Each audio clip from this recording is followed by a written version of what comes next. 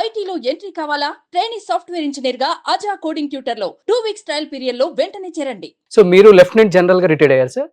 అవును. ఏంటి sir lieutenant general అంటే ఎంతమంది ఉంటారు అసలు ఆర్మీలో? చీఫ్ ఒకరు ఉంటారు, అతను general, full general. Okay.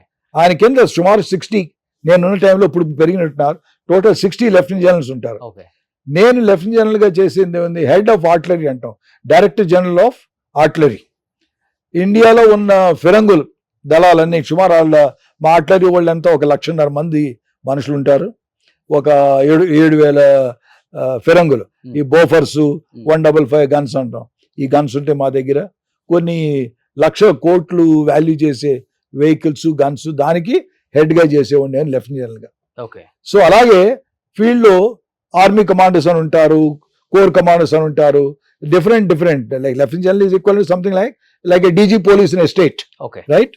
So సుమారు ఆ ఈక్వలెన్స్ మీరు తీసుకుంటే ఈ 60 ఏంటంటే వాళ్ళ యొక్క ఎంప్లాయ్మెంట్ని బట్టి, వాళ్ళకి ఇచ్చిన రెస్పాన్సిబిలిటీస్ని బట్టి 60 వేరియస్ హెడ్స్, రకరకాల విషయాల్లో హెడ్స్గా ఉంటారు. ఓకే. సో ఎన్ని యుద్ధాలలో పార్టిసిపేట్ చేసి ఉంటారు మీరు? ఆల్మోస్ట్ అంటే ఎన్ని ఇయర్స్? 40 ఇయర్స్ ఉన్నారు ఆర్మీలో. 71 లో నేను యాక్చువల్గా 71 వార్ లో బంగ్లాదేశ్ సైడ్ వెళ్ళలేదు, కార్గిల్ సైడ్ ఇక్కడ కొంత క్యాప్చర్ చేసాం. కార్గిల్ సైడ్ లో కూడా అప్పుడు ఆ రోజుల్లో బంగ్లాదేశ్ మీద ఫోకస్ ఎక్కువ ఉంది కాబట్టి కార్గిల్లో పడే కష్టాలు అంతమందికి తెలియవు. ఎనీహో 71 అయ్యింది. దాని తర్వాత శ్రీలంక వెళ్ళాను 87, IPKF, Indian piece keeping force పార్ట్లో వెళ్ళాను. దాని తర్వాత 97 వచ్చేటప్పుడు నేను సీనియర్ అయిపోయాను, ఎందుకంటే 97 అంతా 27 ఇయర్స్ బ్రిగేడియర్ అయిపోయాను. అప్పుడు డైరెక్ట్గా నేను వార్లో లేను, రైట్, యాజ్ ఎ బ్రిగేడియర్గా ఇంకో చోట ఉన్నాను. ఎందుకంటే కార్గిల్ లిమిటెడ్ వార్ అంటాం, అక్కడ చుట్టుపక్కల ఉన్న కొన్ని సైన్యాలే అందులో యాక్చువల్గా పార్ట్ తీసుకున్నాయి. So basically these 2 wars, live wars, 71 war, IPKF లో డైరెక్ట్గా నేను పార్ట్ తీసుకున్నాను. అంటే ఇప్పటికీ కళ్ళు మూసుకుంటే మీకు గుర్తొచ్చే వార్ ఏంటి సార్? ఎంతో మంది మన జవాన్లు చనిపోయిన సన్నివేశాలు కూడా మీరు చూసే ఉంటారు, మీరు పాల్గొన్న వార్స్ లో కూడా.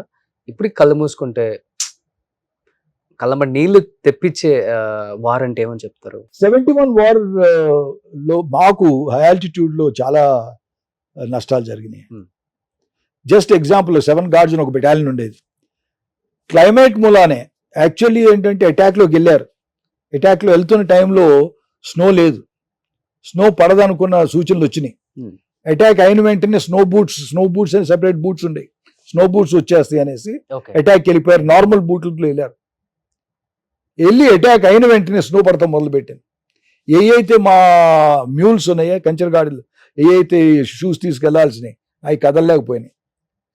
Total about out of battalion of 400 సుమారు 100 మందికి పైగా చిల్ ఫ్రాస్ట్ బైట్. ఎందుకంటే -30, -40 డిగ్రీ టెంపరేచర్ ఉన్నప్పుడు ఫ్రాస్ట్ బైట్ అంటే ఇప్పుడు యాక్చువల్ ముందేమో బ్లూగా అనిపిస్తుంది, నోస్ బ్లూగా అనిపిస్తుంది, ఊరికి చేత్తో ఊరికి ఏంటి ఆ దురద పెడుతున్నట్టు ఇలా అనుకుంటే ఒక్కోసారి చర్మం వచ్చేస్తుంది. ఎందుకంటే బ్లడ్ సర్క్యులేషన్ ఆగిపోద్ది అక్కడ. బ్లడ్ సర్క్యులేషన్ ఆగిపోయి బ్లూ అయిపోతుంది. ఆల్టిట్యూడ్ లో అసలు ఇక్కడ మనం హైదరాబాద్ లో ఉండి ఇక్కడ మనకు తెలియదు, కానీ ఆల్టిట్యూడ్ లో ఉన్న రోగాలు విపరీతం, cerebral oedema and pulmonary oedema అంటారు. ఏంటి ఆశ్చర్యం వేసేది, లంగ్స్ లో వాటర్ ఉంది అనుకోండి, ఒక టైం వచ్చేటప్పటికి ఆ లంగ్స్ లో వాటర్ ఫ్రీజ్ అయిపోతాం, బ్రెయిన్ లో ఫ్రీజ్ అయిపోవటం, ఫ్రీజ్ అయ్యి క్రాక్ అయిపోయి, these are called pulmonary edema and cerebral edema. Altitude లో చిల్ బ్రెయిన్, వాతావరణ పరిస్థితులే ఆ వెదర్ లో ఎక్కువ ఉంటాయి. ఆ వెదర్ లో ఎక్కువ ఉంటాయి. కాకపోతే దానికి తగ్గట్టుగా స్లోలీ మీరు అన్న టెక్నాలజీ, అప్పుడు ఏముంది, మొదట్లో మాకు లెసెక్స్ అని టాబ్లెట్ ఇచ్చేవారు. ఏంటి, వారం రోజులు ఎక్లమటైజేషన్, క్లైమేట్ కి సూట్ అవుతానికి. ఆ వారం రోజులు రెస్ట్ ఉండేది, ఆ టాబ్లెట్ వేసుకుంటేవాళ్ళం.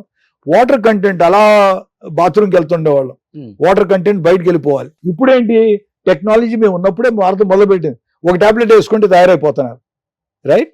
సో హై ఆల్టిట్యూడ్ లో ఒకటేమో శత్రువు, రెండోదేమో మన వాతావరణ పరిస్థితులు, మూడోది ఏంటి చుట్టుపక్కల ఉన్న టెరైన్, కొండలు, లోయలు. ఓవరాల్ మన ఆలోచన, ఇందాక మీరు అన్నారే సైనికుల గురించి, వారి గురించి మీరు అంటున్నారే, చాలా మందికి అంటే ఆఫ్ కోర్స్ ఇప్పుడు ట్రాన్స్పరెన్సీ వచ్చింది. మేము 70లో ఏముందండి, 70లో ఒక టీవీ లేదు, మాకు అక్కడ రేడియో వచ్చేది కాదు, రైట్. ఒక్కోసారి మా అదృష్టవశాత్తు ఆ రేడియో సెట్ అన్నాను ఇందాక, 22 కిలోస్ రేడియో సెట్, పొరపాటున ఏదైనా ఫ్రీక్వెన్సీ తగిలితే ఎక్కడి నుంచో ఒక ఏదో మ్యూజిక్ ఏదైనా వచ్చేది, ఎందుకంటే ట్యూనింగ్ చేస్తుండేవాళ్ళం మేము. ఇప్పుడులాగా నొక్కితే ఆటోమేటిక్గా 62.2 FM సార్ అది లేదు కదా, ట్యూన్ చేసుకుంటా కరెక్ట్గా ఉన్నామా, ట్యూనింగ్ అని మాట్లాడుకుంటూ ఉండేవాళ్ళం. టోటల్లీ ఏంటంటే స్టోనేజ్ లో ఉన్నావా అనిపిస్తుంది. ఇప్పుడు మనతో కంపేర్ చేసుకుంటే అది రాతి యుగంలో ఉన్నావా మనం ఆ రోజుల్లో అనిపిస్తుంది. ఇంకా ఏదైనా జవాన్లు చనిపోయినా మిస్ అయినా కానీ మీకు ఆ ట్యూనింగ్ లో ఒకవేళ సిగ్నల్స్ లేకపోయినా కానీ ఎప్పటికో సిగ్నల్ వస్తే మనం వింటమే, అరే వీళ్ళు మిస్ అయ్యారు, వీళ్ళు చనిపోయారు ఈ జవాన్లో అని. అంతే కదా? అబ్సల్యూట్లీ. ఎందుకంటే కమ్యూనికేషన్ ఇప్పుడు ఉన్న కమ్యూనికేషన్స్ అప్పటికి అసలు టోటల్లీ డిఫరెంట్ కదండి. అక్కడ ఒక ప్లెటూన్ లో ఉన్నాడు అనుకోండి, ఆ ప్లెటూన్ లో ఏమవుతుంది, ఒకేసారి కమ్యూనికేషన్ త్రూ అయిపోతే 2 రోజులు 3 రోజులకి ఏం తెలిసేది కాదు. ఓకే. తర్వాత ఆ రోజుల్లో ఏంటి, మేము ఉత్తరాలు రాసేవాళ్ళం, మాకు మొబైల్స్ లేవు కదా. ప్రతి మనిషికి ఒక ఫ్రీ ఫోర్సెస్ లెటర్ అని ఇచ్చేవారు. గ్రీన్ ఫోర్సెస్ లెటర్, ఇంకోటి బ్లూ అని ఇచ్చేవారు. ఈ 2 లెటర్లు వారానికి ఒకటి ఇచ్చేవారు. జవాన్లు కూర్చొని ఉత్తరం రాస్తే ఆ ఉత్తరాలని కలెక్ట్ చేసుకుని ఆర్మీ పోస్ట్ ఆఫీస్ అని ఫీల్డ్ పోస్ట్ ఆఫీస్ కలెక్ట్ చేసేది లెటర్స్. ఫీల్డ్ పోస్ట్ ఆఫీస్ ఆ లెటర్స్ అన్ని కలెక్ట్ చేసి బేస్కి పంపించేది. బేస్ పోస్ట్ ఆఫీస్ శ్రీనగర్లో ఉండేది. బేస్ పోస్ట్ ఆఫీస్లో మళ్ళీ దాన్ని సెన్సర్ చేసేవారు. ఎందుకంటే ఇటు పొరపాటున ఏమైనా రాస్తున్నాడా, మేము ఇక్కడున్నాం అక్కడున్నాం, మన లొకేషన్స్ మన సీక్రెట్స్ ఏమైనా పొరపాటున తెలవకుండా కావాలని చేసిన పని కాదు, కనుక సెన్సర్ అయ్యాయి. బేస్ పోస్ట్ ఆఫీస్ లో లెటర్స్ అన్ని ఓపెన్ ఉన్నాయి, సెన్సర్ చేసి యూనిట్ లో సెన్సర్ అయ్యేది. తర్వాత బేస్ పోస్ట్ ఆఫీస్ సెన్సర్ అయిన తర్వాత కొన్ని లెటర్స్ ఆర్మీ పోస్ట్ ఆఫీస్ ఢిల్లీలో కూడా సెన్సర్ అయ్యాయి. అప్పుడు ఇంటికి వెళ్ళే లెటర్. సో లెటర్ రాసిన కాడి నుంచి ఇంటికి చేరడానికే 1 వారం రోజులు పట్టేది.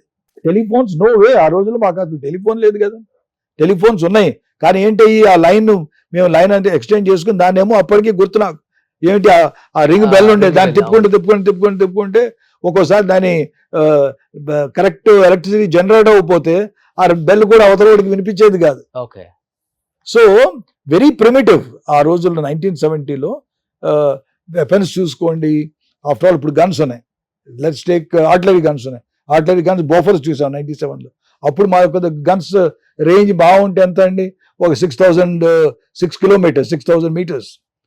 బోఫర్స్ అని చూస్తే ఇప్పుడు మనం చూస్తున్నా అంత 40 కిలోమీటర్స్ రేంజ్. టెక్నాలజీ ఎంత మారిపోయింది. 6000 కిలోమీటర్స్ అంటే అంత దగ్గరికి వెళ్ళి ఫైర్ చేయాల్సి వచ్చేది. ఇప్పుడు 40 కిలోమీటర్స్ దూరంలో గన్ పెట్టుకుని ఫైర్ చేసుకోవచ్చు.